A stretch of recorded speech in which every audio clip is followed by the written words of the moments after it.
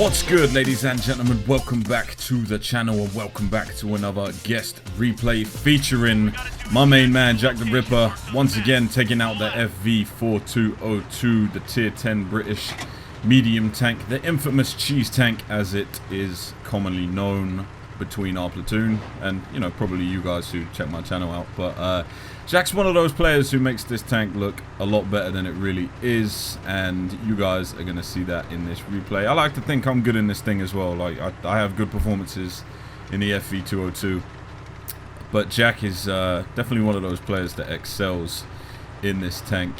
And we are here on Karelia. It's an encounter battle, and he is platooned up with Nox, and he is also in an FV4202.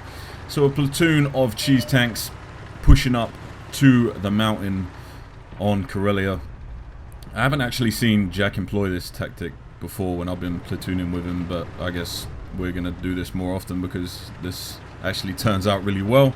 So he's got a T62A up here, a M41 Bulldog, and an Object 416. Pushing up to take a shot into the T62A on the move. The FV4202 is not really too good at shooting on the move. Jack loads a Hesh round because he thinks he's going to get a side shot into the T62A, which he does. 518 damage is excellent. Now he's going to take another shot. Unfortunately, doesn't penetrate the lower plate of the 62A. His shot goes slightly wide and to the right and tracks the T62A instead. But then he makes up for it just there with a nice 496 roll. So you can definitely penetrate the flat side armor of T62As. The rear, that one hit an extreme angle on the Object 416, so it only detonated. But that one penetrated for 426. He swaps back to the APCR rounds to start firing at the 215B. Gets a very nice fire with the first shot. And the guy doesn't seem to have a fire extinguisher, so he takes another one, hoping that the fire will finish him off, but it just finishes ticking out with the 215B on a sliver of health. Jack pushes out once again and finishes him off. So now he's moving on to the STA-1. Gets a good shot into his side armor slash engine deck, I think that was. And he's pushing out to get another one. That one unfortunately bounces off, which is blasphemous to me. Jack pushes out again. The STA takes a shot. Jack gets a shot into his drive wheel and tracks him, but the STA-1 uses his repair kit to try and avoid the situation, but he is unable to do so, and Jack gets another shot into his turret, which damages the turret. So he's now moving up on the STI, taking a shot into the commander's hatch, and it successfully penetrates. Knowing that the STI just fired there, Jack took the time to aim the shot. Now he's trying to duke the STI into shooting. So you can see that's why he's pushing forward and reversing very quickly, trying to get the STI to take the shot and miss and or bounce. And then Jack can freely take a shot at the STI. But the STI doesn't seem to be biting, so Jack's going to have to do something here to make this work. Does he push out? Does he reverse and let the STI? No, he pushes out a little. Pushes out a little, gets another shot, but they both bounce on each other. Jack's shot, you can see there the mark on the side of the turret. It didn't hit the commander's hatch flush. And then Jack dispatches him with a side shot. And it is all over for the STI. So Jack's already on 22 hits of damage, including the ticks from the fire. 11 critical hits as well. No doubt from killing crew members and damaging modules with that fire as well. 3 kills as well. Him and Nox are now spotting the other side of the map. Nox lights up an E100 in the middle, right by the flag area. I don't think either of them have a shot on him right here. This is a tricky place to get shots on somebody, but Nox just fired, so he clearly has shots on him. Jack's trying to position himself to get a shot away at the E100, but is unable to do so. Oh, he gets the rear of his engine deck, or side armor, and gets a nice penetration through. Now he's spotted, so he needs to back up to make sure that E100 doesn't retaliate. The E100 fires and misses. Jack sees the bullet, or sees the round even, has time to aim at the E100's lower plate. Kind of snaps the shot, but gets lucky, and it penetrates anyway. Nox is in a better position though, where he is able to fire at the E100 and not get spotted because of the amount of bushes here. So Jack's trying to employ the same tactics, but unfortunately his shot bounces and now he's aiming and is unable to get a shot at the E100. So he's repositioning himself. I imagine he took a glance at his minimap right there and saw that 2 heavy tanks are pushing around onto his fellow E100 driver. The game is closely tied right here as well. It is currently 7-8 with 9 minutes remaining, or just over 9 minutes remaining.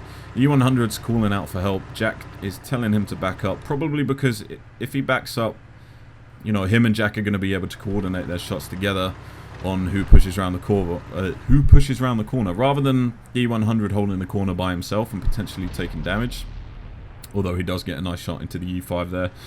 Had the E100 backed up, him and Jack would be able to take on these tanks together. Considering it's an IS-3 and an E5, you know, you've got 2 tier 10s versus 1 tier 10 and a tier 8.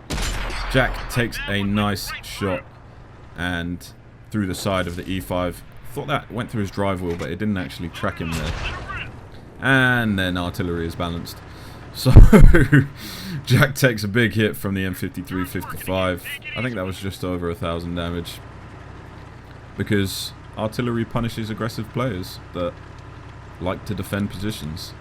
So after taking a big hit, I would be frustrated. I imagine Jack's frustrated as well. Probably why he's moving around to Nox and deciding to go around the opposite direction. He's trusting the E100 to manage that situation by himself, which isn't always the best thing to do with random teammates, considering that guy's not in his platoon. But the E100 did seem capable, did take a chunk out of that E5, and he's only got to deal with an IS-3 as well, who was on relatively low health, so he should be able to manage just fine. So Jack is pushing around. I've been watching way too much Sons of Anarchy recently, that's why I keep saying Jack's. It's getting awful confusing with this replay. Jack is pushing around with Nox. And there was a TD here, which is an Object 263. So they're going to try and bait the guy around the corner. E100 just took out the E5. And now it is 11-8 in Jack's team's favour. So Jack takes a quick look at the 263. Manages to penetrate and track him at the same time. He goes to get another shot, but the 263 manages to repair. Unfortunately for the 263, Jack's tracks eat the damage, and Nox is now taking the 263's attention. Unfortunately, Nox is going to get taken out, but the move that he made was a necessary sacrifice for Jack to be able to flank and spank the 263 and take him out of the game. Now Jack is up to 28.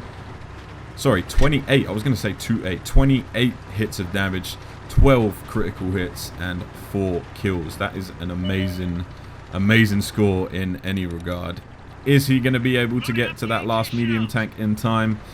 He's loading Hesh just in case, but the waffle ends up taking him out any second now, I do think, if I remember rightly. Yeah, there you go. And that, ladies and gentlemen, is the end of a very, very good game. So commiserations to Nox for getting taken out, but sometimes you got to make that necessary sacrifice, man. So let's see how Jack did. 7,357 damage, 19 penetrations, 905 assisted damage, and 440 block damage. 23 shots fired, 22 hits, 19 penetrations. That is a crazily good game. So congratulations to Jack. Hope you guys did enjoy this replay. I'll be back with some more soon. And until next time, guys, peace out.